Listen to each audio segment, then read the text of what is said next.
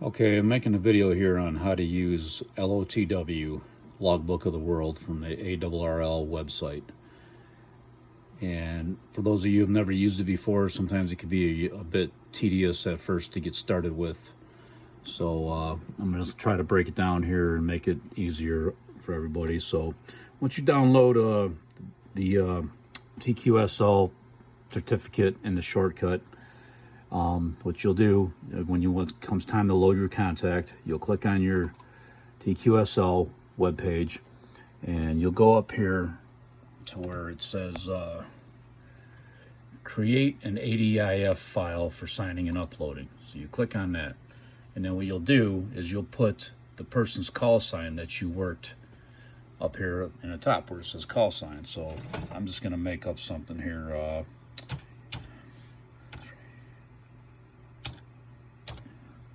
Okay, you put a call sign in there, and then they're going to look for the date.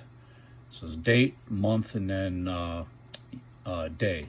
So go 2020, month 08,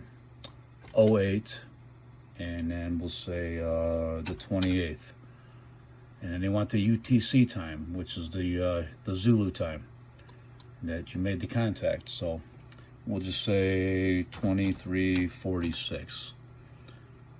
Okay, and then they want you to put the mode in. So I'm gonna go down here. I'm gonna say, well, I talked to him on single sideband. So we click single sideband. Then they want what band?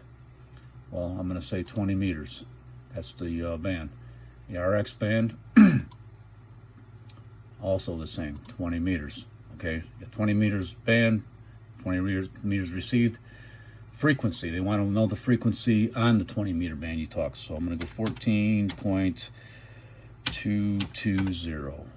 Okay, and then they want the RX frequency. Well, it's the same thing unless you're working split, but let's just assume we weren't. So 14.220.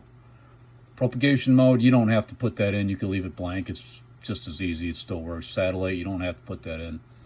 And then you can add QSO, and it'll come up to QSO records, and then you hit OK. So basically up here, I already had one in my documents, and I labeled it TQSL1.ADI. And you want to put some type of number or something after the 1 and before the .ADI. So I labeled that number 1. So this one, come down here, and I'm going to put the cursor right after the L. And I'm going to label this TQSL number 2. So this way everything will be in order. Then I'm going to come over here and I'm going to hit save. Okay, now I saved it. Now, being that I saved it, I'm going to need to go and sign a log and upload it automatically to LOTW. So I click on that, and I select the TQSL2 file that I just created. Select that. It appears in the file name window, TQSL2. You hit open. Well, then it comes up to this, blah, blah, blah. You want this, and you don't just hit yes.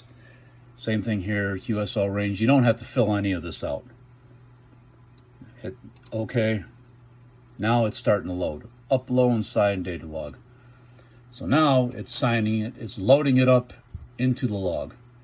So you'll have to give it a few minutes because it takes about a couple of minutes to process. And then when you're done, what you're going to want to do is hit log into Logbook of the World site. And you're going to click this button here. And what it's going to do is it's going to load up over here. Well, I got two screens going here. Your QSOs, you're going to want to hit that. And then you go down here and you're going to click on most recent QSOs.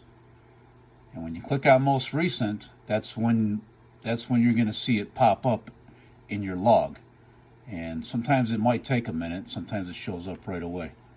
Let's see, mine hasn't shown up yet because it took time to process yet. But anyways, that wasn't even a real call sign. So that's the gist of it, and it's the easy part of it. And that's all you have to do. And hopefully the other person filled out his portion on the other end, and then you'll have it logged in your file. And that's all it takes. Get started on LOTW.